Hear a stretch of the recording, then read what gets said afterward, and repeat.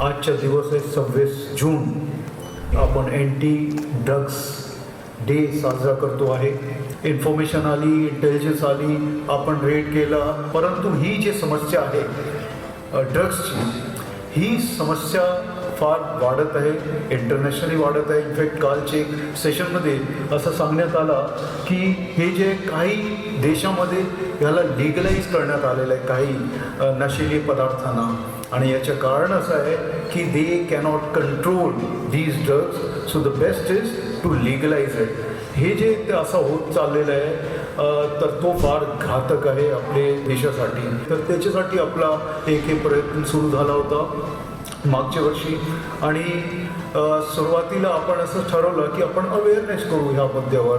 आणि ज्यावेळेस आपण अवेअरनेस करतो तर हे एक पब्लिक प्लॅटफॉर्मवर चर्चाचा विषय बनतो, आणि ही चर्चा सुरू झाली आणि लोकांमधून स्वतः एक इंटेलिजन्स आम्हाला येत गेला, आणि एक काही रात्रीच्या वेळेस आपण ऑपरेशन्स केले, आणि हे करत करत आपण मागचे 1 वर्षामध्ये जवळपास 1000 असे क्रिमिनल्स आहेत त्यांच्यावर आपण कारवाई केलेली आहे, आणि त्याला आपण शोधून काढला, आणि त्यांचे मागचे जे गुन्हे होते ते गुन्ह्यांबद्दल माहिती काढली, आणि मग ती सगळी माहिती आपण एक ॲप जे आहे आपला सिम्बा ॲप, त्या ॲपमध्ये आपण टाकली, आणि त्या अनुषंगाने आता आपलं पुढचं काम चालू आहे.